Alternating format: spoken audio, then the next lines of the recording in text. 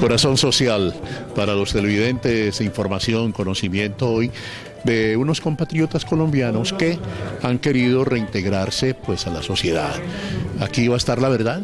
Nosotros hemos venido a cubrir este evento de la Agencia Colombiana para la Reintegración. Vamos a hablar con personajes como el expresidente de Bancolombia, Carlos Raúl Yepes, y también con Alejandro Eder. Y vamos a ver quién más tenemos para contarles a ustedes esta historia. Hoy, Corazón Social.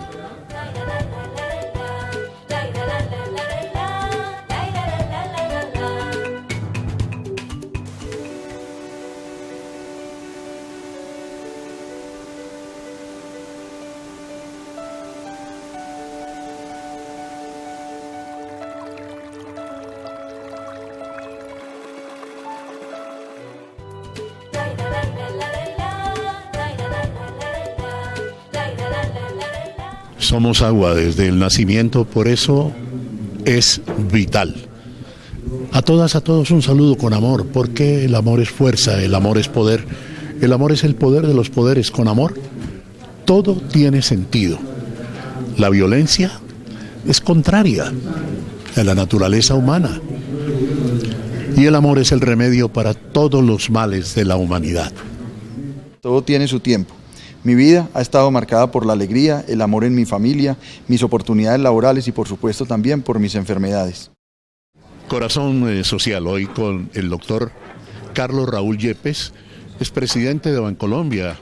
Bueno, siempre fue noticia en su cargo por tener precisamente una labor muy grande de una de las entidades financieras más importantes del país. Eso en la parte profesional, pero en la parte humana, todos sabemos de aquella carta que le escribe la hija pidiéndole por favor que quiere tenerlo más en el seno de su familia que como presidente de Bancolombia. ¿Cómo fue eso, doctor Yepes? Qué placer saludarlo. Jairo, un cordial saludo, muy contento. Bueno, otro momento en la vida. Pocas veces tenemos esas oportunidades de pararnos a pensar y en esta oportunidad fue una carta de mi hija muy sincera donde me demostraba que yo era inferior físicamente a mis obligaciones laborales y que ella decía ahí que quería verme al lado suyo, que yo cargara a sus hijos, que la viera casar, que la viera graduar, y la verdad es que ha sido una vida muy intensa desde lo laboral, pero desafortunadamente el carrito que tenemos es un Renault 4 y pegadito, no tenemos un Audi ni un Ferrari para hacer este recorrido por la vida, pero ahí vamos y vamos muy bien. Sí.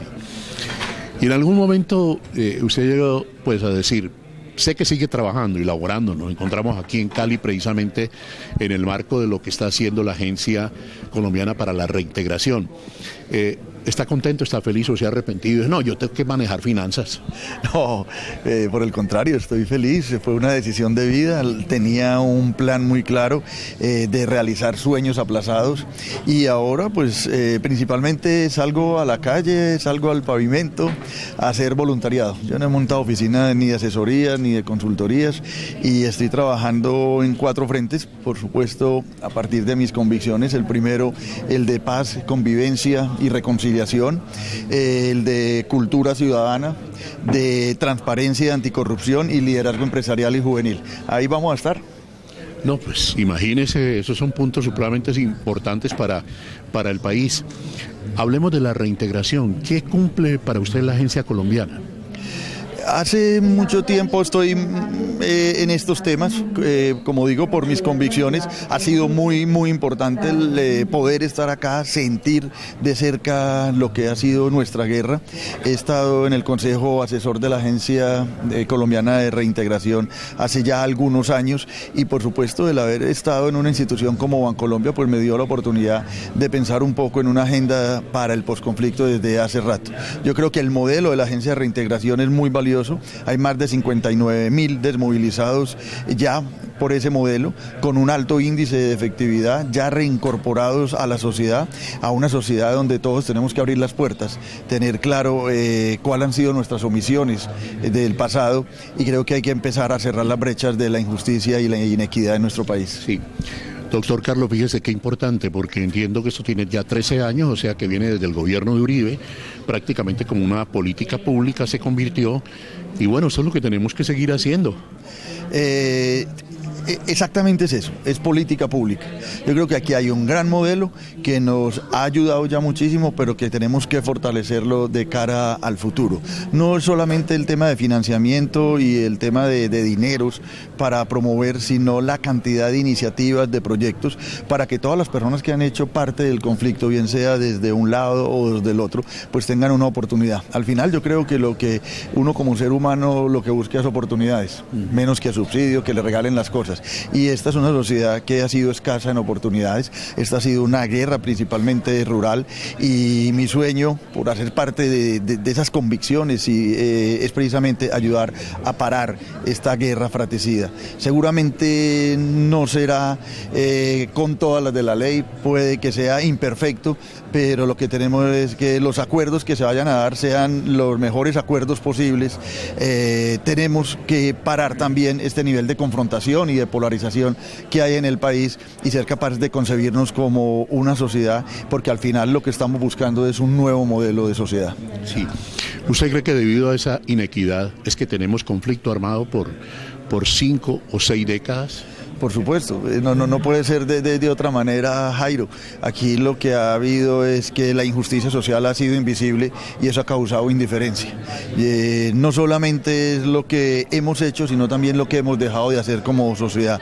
Las brechas son muy grandes, los conflictos son diferentes, la idea de paz es diferente, por eso es que tenemos que ayudar a construirla desde los territorios y desde esos territorios llevar las soluciones que se necesiten. No es lo mismo ni el origen, ni la idea de paz en los Montes de María, que en Mapiripán o que en Corinto, Cauca. Yo creo que ahí tenemos un gran reto como sociedad, y una sociedad dividida le va mal, y en este momento creo que hay que buscar más aspectos por lo que nos une que por lo que nos separan. Doctor Carlos Raúl, ¿cómo hacemos para buscar zanjar ese problema de polarización del país? Porque es en asuntos supremamente radicales, es decir, polos opuestos, quienes como usted le apuestan a que pues es mejor tener paz que no tenerla, y otros que creen que no, que está demasiado imperfecto lo que se está haciendo. Yo creo que esto no se trata ni de uribismo ni de santismo. Esto se trata de normas de convivencia, de un nuevo modelo de sociedad, y tal vez, como lo decía Álvaro Gómez en el pasado, de encontrar nosotros como sociedad un acuerdo sobre lo fundamental. Desafortunadamente se ha politizado el tema de la paz, y es una sociedad que tiene miedo. Miedo desde todo punto de vista, miedo de lo que le está pasando, miedo de lo que le va a pasar. Ha sido un proceso que desafortunadamente no ha sido bien informado y no ha sido bien comunicado. Por eso subsisten esos miedos, por eso subsisten estas dificultades. Yo creo que en este momento la invitación es a la grandeza de espíritu, a que nuestros líderes sean capaces de concebirse como tales, que hagan un alto en el camino, se paren a pensar no en temas individuales ni en temas partidistas, sino en lo que nosotros necesitamos. Hay muchas cosas en común, pero yo creo que definitivamente para que haya reconciliación hay que desmontar el odio y la venganza. Carlos Raúl Yepes es presidente de Bancolombia, Corazón Social. Definitivamente nosotros venimos a esta vida a ser felices. Nuestra felicidad consiste en ser alegres, en no depender de nadie más. Nuestra felicidad debe hacer felices también a las otras personas, no las podemos dañar. El objetivo de nuestra vida es venir a ser felices sin depender de nadie, definitivamente. Definitivamente les decimos desde la Fundación Alzheimer que la memoria sí se puede mejorar con ejercicio y mucho esfuerzo, definitivamente.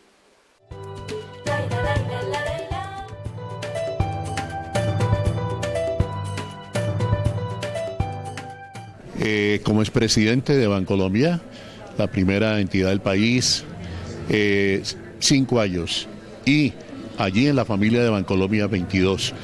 Desde luego, doctor Yepes, que usted pues conoce muy bien el país porque se ha sentado al lado de presidentes de todos los gremios del país, lo mismo que de todos los clientes de Bancolombia, conoce las cuestiones financieras. Usted tiene una radiografía de país. ¿Qué radiografía de país hace en este momento? Yo creo que una radiografía, pues uno tiene que ver las cosas buenas y las cosas malas. Uno no puede salir a hacer una radiografía exclusivamente con las dificultades que podemos estar teniendo, que son muchísimas, desde muchos puntos de vista. Por supuesto que desde el punto de vista económico el país ha venido sufriendo un cambio de ciclo muy importante. Estamos en una transición en el cambio de ciclo. Aquí lo que sucedieron fueron momentos que dificultaron el actuar económico y por lo tanto pues el debilitamiento de los indicadores macro. Tema del petróleo, qué pasó con la tasa de cambio y efectivamente cuando el país montado sobre unas regalías petroleras y en este momento no tener ni un peso de esas regalías, pues lo afectan, se crea un hueco y ese hueco hay que entrar a taparlo de alguna manera. Perdón, doctor Yepes, ¿y por qué no preveímos que nosotros que lo petrolero, los commodities no nos iban a durar toda la vida? Yo creo que como siempre hay voces que sí lo advirtieron, que lo dijeron, pero al final yo creo que estábamos muy confiados, estábamos montados en la ola del éxito, el país creciendo a niveles del 4,5%, del 5%, y en determinado momento pues llegar a crecimientos en desaceleración, pues nos ponen en cierta dificultad importante. Yo creo que en este momento, entre el tema de la salud, el tema pensional y la reforma tributaria, pues se va a estar moviendo la agenda económica del país, pero supuesto además del proceso de paz. Lo que no podemos dejar es que en este país se crea que la agenda es La Habana y lo demás. Yo creo que realmente hay que asumir unas tareas con mucha seriedad, con mucha coordinación y ojalá eso se dé. Yo por naturaleza soy muy optimista. Yo creo que en nuestro país hay muchísimas cosas por hacer y que somos privilegiados de estar en una época que nos ha tocado para lograrlo. Nosotros tenemos que ser capaces de volver los sueños como país realidad y tal vez diría que estamos frente a una era de posibilidades. Hay dificultades, siempre las hay, tenemos muchas, desde el campo político, desde el campo económico, pero creo que la sociedad civil desde sus diferentes actores, bien sean desde los medios de comunicación, la academia, los empresarios, los deportistas, que tal vez es lo que más nos une hoy en Colombia, porque no solamente la selección Colombia, sino uno ve a un Yosimar Calvo, a una Caterina Ibargüen, a este muchacho Esteban Chávez, a Nairo Quintana. En este país hay muchas cosas que nos unen. Desafortunadamente pensamos más en lo que nos separa que en lo que nos une. Eso nos tiene distanciados, pero hay que buscar ese acuerdo sobre lo fundamental. Cifradas esperanzas en un hombre de su generación y muchos más que seguramente están preparados y tienen el talento, pero me quedo con una frase suya de hace un momento, lo de Álvaro Gómez, que nos invitó a todos los colombianos a hacer un acuerdo sobre lo fundamental. Qué cosa tan sencilla, hacer un acuerdo sobre lo fundamental, pero no. Más bien le cegaron la vida tremendamente y nadie cogió esa bandera para ponernos a pensar sobre los acuerdos fundamentales de todos los colombianos. Yo creo que es el momento para hacerlo, Jairo. Yo creo que es el momento para hacerlo. Hay que retomar esas banderas, hay que buscar no solamente los temas económicos, políticos, sino también de la calidad moral de nuestra sociedad. Desafortunadamente puede que tengamos una solvencia económica relativa con las dificultades que tenemos, pero lo que sí nos estamos debilitando es en solvencia moral como sociedad. Las normas mínimas de convivencia han venido desapareciendo, ya no respetamos al vecino, tenemos una cultura del atajo, a veces tenemos una cultura traqueta, desafortunadamente en nuestra sociedad, donde lo que queremos es dinero fácil, rápido y bastante, y eso no es así.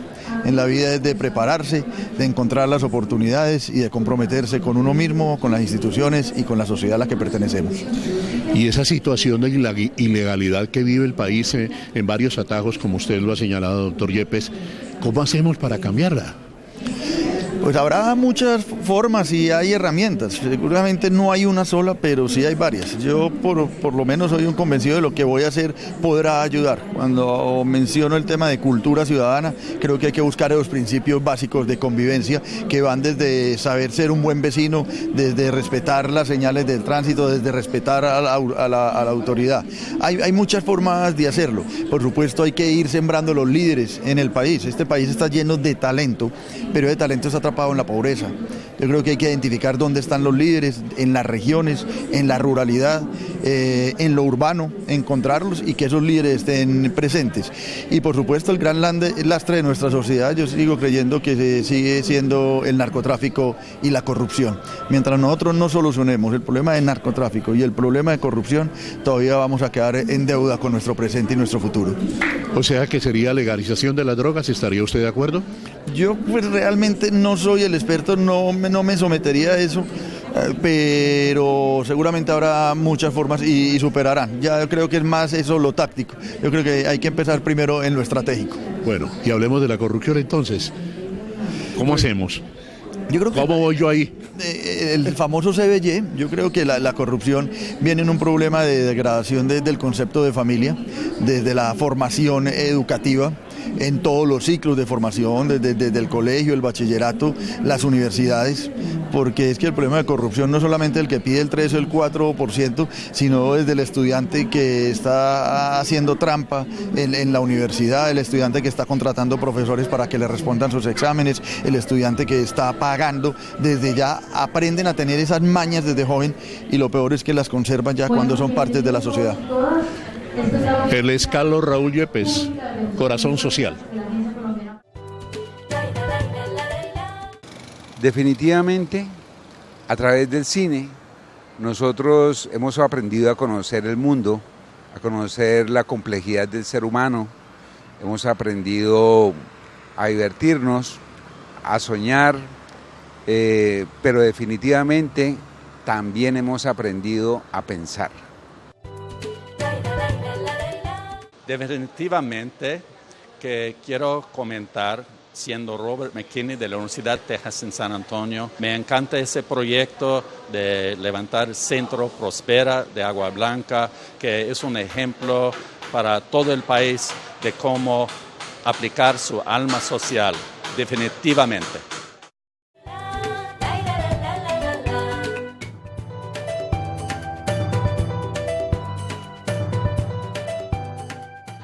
Doctor Alejandro Eder, bueno, aquí estamos en este evento de la Agencia Colombiana para la Reintegración, prácticamente una herencia suya, ¿no? Porque usted estuvo en esto un tiempo.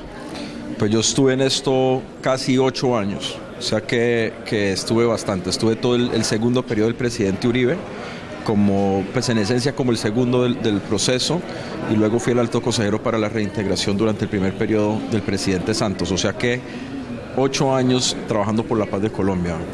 Doctor Eder, esto quiere decir que la reintegración ni es de Uribe ni es de Santos. La reintegración no es de Uribe y no es de Santos, pero yo sí le reconozco algo a ambos presidentes, y es que la política de reintegración en Colombia ha sido exitosa porque ha sido manejada de manera técnica, es decir, no se politizó, no hay clientelismo. Esta política ya lleva casi 12 años siendo manejada así, y eso es un ejemplo en cuanto a manejo de políticas públicas en nuestro país. Y por eso es que la reintegración colombiana, el proceso de desarme, desmovilización y reintegración colombiano es hoy ejemplo a nivel mundial. Doctor Eder, me sorprende. ¿Y cómo blindaron eso?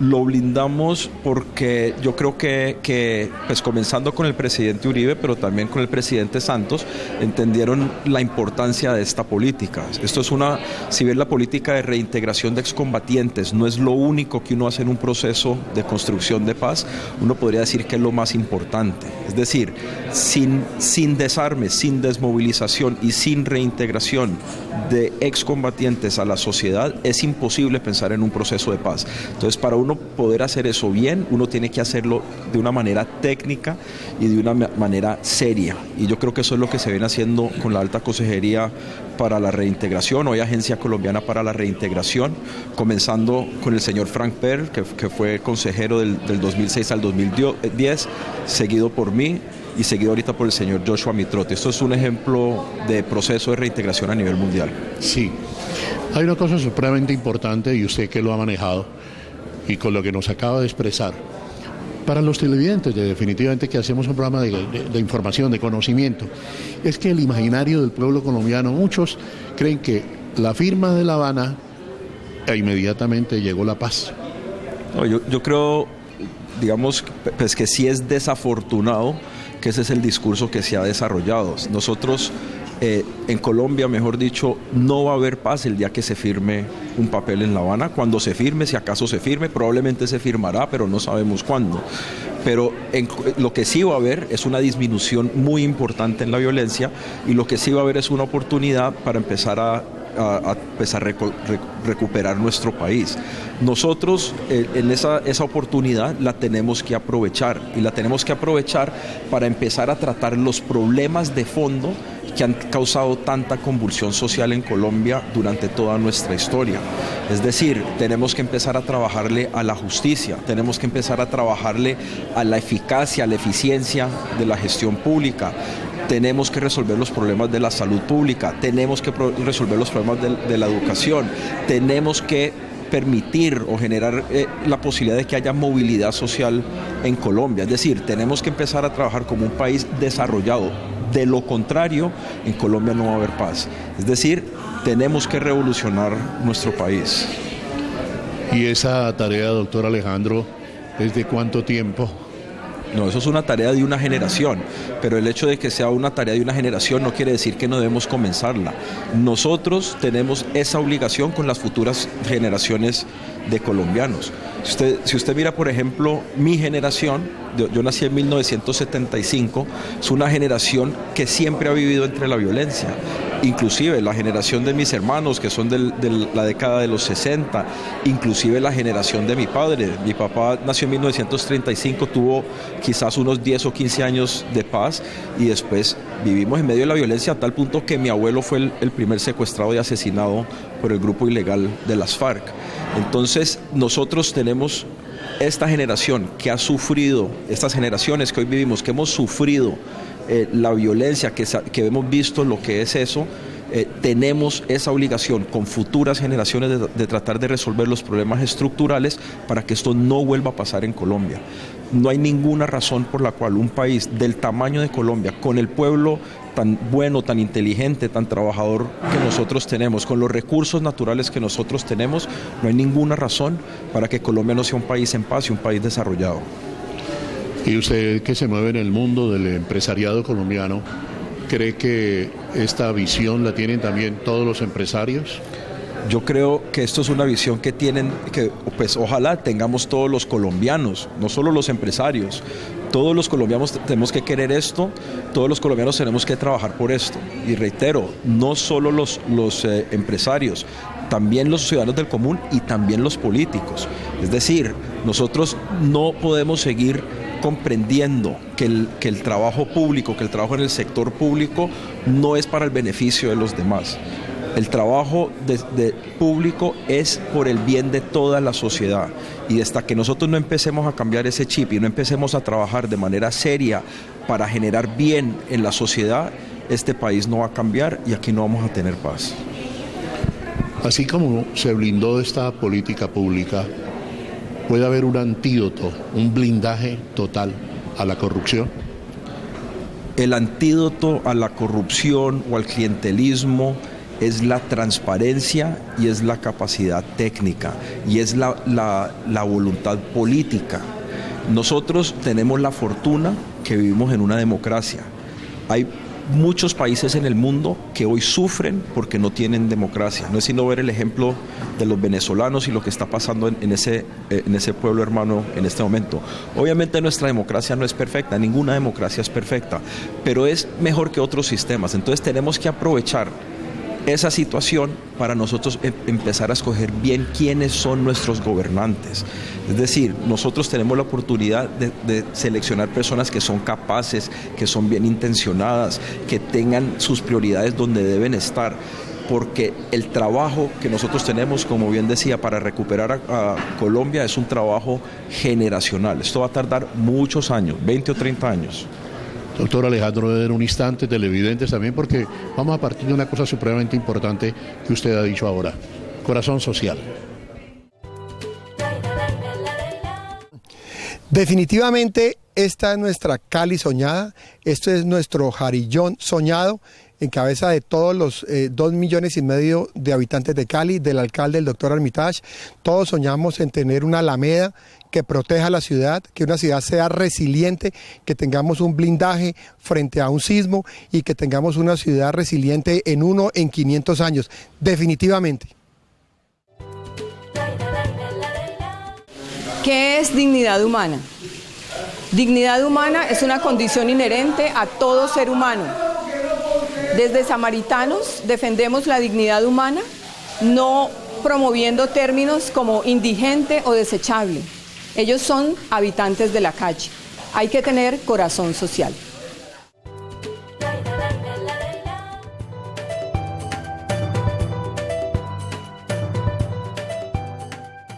Continuamos en este evento de rendición de cuentas de la Agencia Colombiana para la Reintegración. Y placer, televidentes de Definitivamente y de Corazón Social. Nos encontramos con la maestra Olga Bear, periodista, una mujer de templanza y que está aquí. ¿Por qué vino aquí?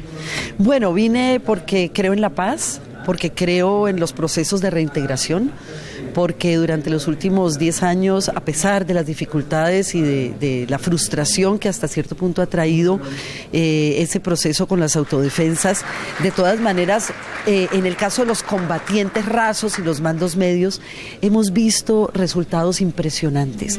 No es precisamente porque hoy lo esté planteando la Agencia Colombiana de Reintegración, sino porque lo vemos en la calle, porque hemos sido testigos de que sí hay una realidad, y es que aproximadamente un 20% de los reinsertados han retornado a la violencia, pero cuando estamos hablando de que hemos logrado neutralizar como sociedad a más de un 80% de combatientes, tanto de la guerrilla como de los paramilitares, pues veo yo un futuro, veo yo la realidad de un proceso que nos va a conducir hacia el posconflicto. Cuando hablamos de ese porcentaje, ¿hablamos de qué cantidad entonces? Bueno, los números exactos no los tengo, pero cuando se habla de que hay más de 14,000 alzados en armas que se han reintegrado en los últimos años, y estamos viendo que por lo menos 10 o 12,000 de ellos están reinsertados en la sociedad, han logrado, digamos, tomar un camino diferente de la violencia, es un resultado que realmente resalta. Yo tengo un trabajo muy interesante de comunicación en el Centro de Formación Juvenil Buen Pastor, y lo veo todos los días con los adolescentes. La mayoría de estos muchachos, yo diría que un 90% de estos jóvenes no llegó a la violencia y no llegó a cometer crímenes terribles y a formar parte de oficinas de cobro, de pandillas y de sicariato porque les gustaran las armas, sino por la exclusión social, por la descomposición familiar, por los barrios y las sociedades, esos sectores de sociedad donde crecieron y donde se formaron, y por el empoderamiento que da hasta cierto punto en una sociedad violenta tener un arma en la mano y poder reivindicar haber cometido un delito. Estos niños uno los ve y para usar un término coloquial, uno diría, no matan una mosca. Son niños buenos en su esencia, son niños que necesitan una salida diferente. Por eso yo creo en estos procesos. Maestra, me dijo algo Alejandro Eder que me quedó aquí sonando, ¿no? Entonces yo le pregunto a usted, que hace un periodismo que todo el país reconoce. Me dice que la Agencia Colombiana de la Reintegración está blindada de cualquier situación como política, de corrupción, en fin, de cualquier mal que a usted se le venga a la cabeza. ¿Cómo cree usted que se logra eso? No, primero, ¿usted cree en ello? Sí, yo creo en ello, y pienso que se logra cuando en este país se logra ubicar en esa posición, en esa institución, a gente transparente, a gente honesta, a gente honrada. Cuando uno ve a Alejandro Eder, cuando ve hoy en día a Yoshua Mitrotti, un niño al que yo vi crecer, o sea, no lo vi nacer porque tampoco le llevo tantos años, pero es hijo de una pareja a la que yo he adorado toda la vida, que es Bela Clara Ventura y Mario Mitrotti. Yo a ese niño lo vi crecer, yo a ese niño lo vi formarse. ¿Cómo no voy a creer en la honestidad y en la transparencia de él? ¿Y cómo no voy a estar convencida de que si en algún momento él viera algo de corrupción, inmediatamente tomaría las medidas del caso. Yo creo que la Agencia para la Reintegración es un enclave en medio de la corrupción que reina en este país y es un ejemplo a seguir. Me llama la atención también que es política pública, pero que viene de los dos antagonistas hoy, Uribe y Santos. Bueno, sí, porque cuando se desmovilizaron las autodefensas había que construir un modelo. Ese modelo fue durante los primeros años muy asistencialista. Básicamente lo que se buscaba era brindarles a ellos ciertas condiciones temporales para que no retornaran a la violencia, para que no asumieran nuevos grupos, o sea, o los crearan o entraran a formar parte de ellos. Afortunadamente, con la madurez con la que se ha trabajado en este proceso, se ha entendido que no solamente, como diría el maestro, como dijo hace muchos años, hace décadas, el maestro Darío Echandía, no hay que dar el pescado, hay que enseñarles a pescar. Entonces yo creo que es un poco esa filosofía la que determinó la manera como fue madurando institucionalmente la agencia. Y creo que hoy en día los reinsertados, no es lo mismo desmovilizado que reinsertado, pues primero se desmovilizan y después se reinsertan a la sociedad, algunos no lo logran, como lo hemos hablado. Entonces en este proceso de reinserción, de reintegración, se ha entendido que necesitan tener un andamiaje en lo jurídico, en lo económico, pero también en lo educativo y en lo laboral. Y en eso se está trabajando. Hay una cifra, porque no todo puede ser bueno, hay una cifra que indica que más del 40%, entre el 40 y el 50% de los reinsertados están en la informalidad laboral. Esta es una tarea a concluir, es una tarea a mejorar. Si bien es cierto, más de la mitad están en el campo laboral con todas sus condiciones legales y de trabajo que merecen, de todas maneras hay un porcentaje que es muy grande de reinsertados que siguen en la informalidad y ese es un campo a trabajar todavía, muy delicado. Ella es la maestra Olga Bear, periodista, escritora. Hoy con Corazón Social en esta rendición de cuentas. Ya regresamos. Definitivamente ProArtes es un epicentro de la cultura de la ciudad. Su sede cuenta con 2 salas de exposiciones abiertas de manera permanente. Desde hace más de una década administramos el proyecto Orquesta Filarmónica de Cali, Patrimonio de los Vallecaucanos, que realiza conciertos de temporada durante todo el año. Y en su sala de cine proyectamos lo mejor del cine independiente, nacional e internacional. Definitivamente. El periodismo es responsabilidad social, compromiso, ética profesional y una fuerte formación sociohumanística. Definitivamente.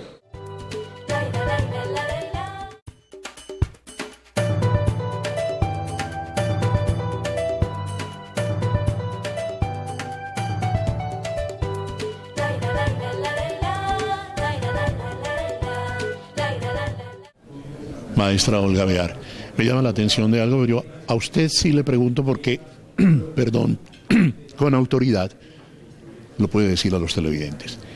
¿Cuál es la génesis de esta violencia en Colombia? Bueno, lo dijeron las organizaciones guerrilleras hace muchísimos años, pero habría que retomarlo, que es una sociedad totalmente desigual y una sociedad excluyente. Y para plantearlo en términos más modernos, diríamos que yo plantearía como un punto de partida de la violencia moderna el Frente Nacional, o sea, el inicio del Frente Nacional, en el cual hubo una exclusión de los partidos políticos y de las opciones diferentes al liberalismo y el conservatismo oficial. Ahí tenemos una génesis, pero además estos dos partidos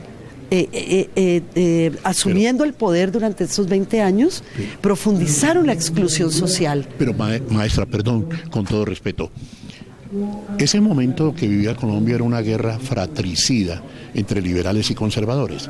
Entonces se unieron Laureano Gómez y Alberto Lleras en silles para organizar el Frente Nacional. Sí, señor. Entonces, Olga Bear hubiese preferido la continuación de esa guerra fratricida entre rojos y azules.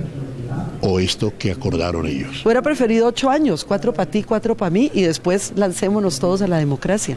No Pero tanto es que tiempo. 20 años son 2 o 3 generaciones, ¿sí? De sectores políticos, de sectores sociales y de sectores económicos excluidos.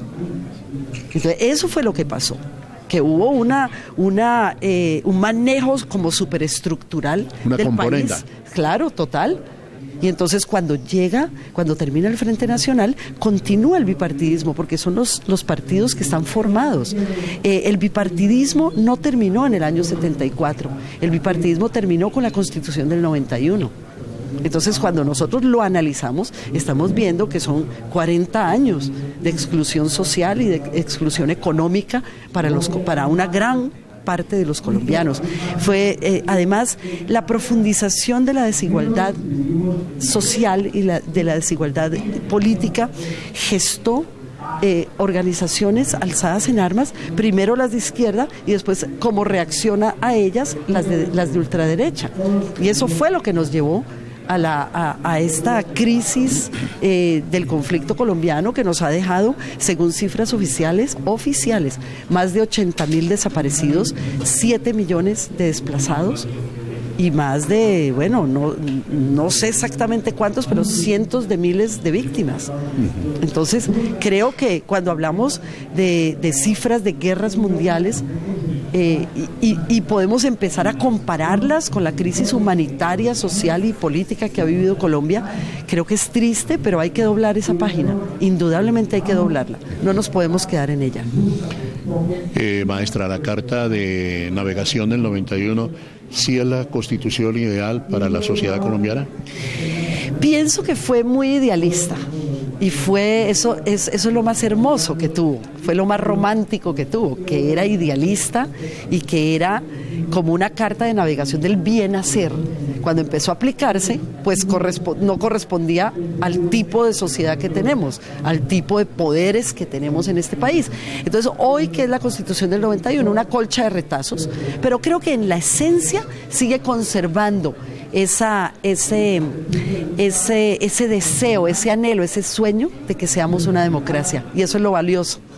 ¿Y eso, idealismo y romanticismo, no es como utópico? Pues sí, pero todos somos utópicos. Si usted me pregunta cómo se llaman los medios de comunicación que yo dirijo, utópicos.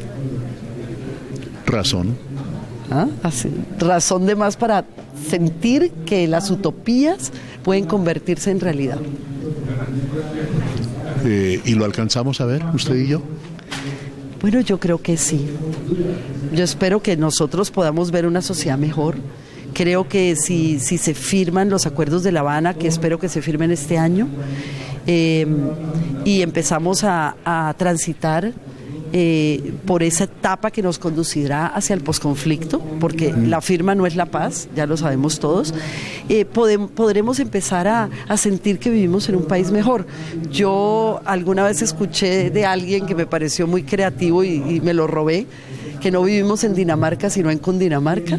Entonces yo creo que no aspiro a que seamos como Dinamarca, eso no lo voy a ver en Colombia, tendría que irme a vivir a Dinamarca, ¿cierto? Sí. Pero creo que podremos superar ese imaginario de un Cundinamarca, o sea, de un país tan convulsionado y con situaciones tan críticas como las que hemos vivido en los últimos 40 o 50 años. Sí, si no estoy mal, ese fue el maestro Darío Chandía, cuando dijo que no, lo mejor era enseñar a pescar. Entonces él dijo también que era muy bueno que Colombia pudiera pescar de noche. Correcto. Y yo aspiro a que eso sea posible. Mire, si usted pregunta en zonas de violencia, porque es que aquí es muy fácil uno, aquí en este hotel bonito, pontificar, ¿sí? Pero si usted pregunta en las zonas de violencia, en donde la tregua con las FARC, la tregua unilateral se ha mantenido, están felices. O sea, de pronto hasta están pudiendo volver a pescar de noche. Qué bueno. Sí. Y yo creo que ese es un estado ideal que debemos volver real. Maestra Olga, por último, ¿usted cree que el presidente Santos está amenazando? No. Yo creo que el presidente Santos está diciendo la verdad. Lo que pasa es que es una verdad inoportuna de decir. Hay que guardar las maneras. Es como cuando su mamá lo llevaba a una cena muy bonita y la comida estaba fea, y usted de 8 o 10 años decía, ¿por qué no comen, niño? Porque está feo. No digas que está feo, trágatelo o déjalo. Sí, ¿sí? Y siendo político, eso, ¿por qué está en eso? Siendo el político, sabiendo cómo se manejan las cosas. Porque Santos es así. Yo conozco a Juan Manuel Santos desde mucho antes de que la gente lo conociera públicamente. Hace 20 años no lo veo, pero en épocas pretéritas hemos sido buenos amigos. Y él es así, él es una persona indescifrable hasta cierto punto, ¿sí? Como buen jugador de póker. Como buen jugador de póker, y tiró esas 2 cartas y él sabrá por qué. Me parecen inoportunas, pero es real, es real. Hacer la guerra es más costoso para los que tienen dinero que hacer la paz. Hacer la paz tal vez es más costoso para el gobierno, digamos para el Estado, porque tiene que brindar garantías a la mayoría de la sociedad, pero tengo la fe de que van a venir inversiones extranjeras y que van a venir también aportes de gobiernos que están de acuerdo con la paz. Dineros que no llegarían si fracasa el proceso. Entonces, ¿quiénes tendrían que pagarlo? Pues nosotros, los que trabajamos, y la gente que tenga plata. En ese sentido, el tema de los impuestos.